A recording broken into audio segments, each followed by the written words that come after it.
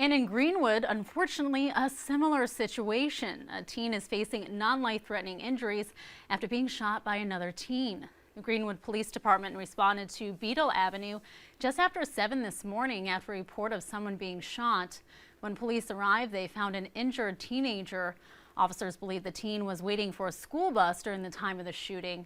A 15-year-old is being charged with attempted murder and was taken to the Department of Juvenile Justice in Columbia.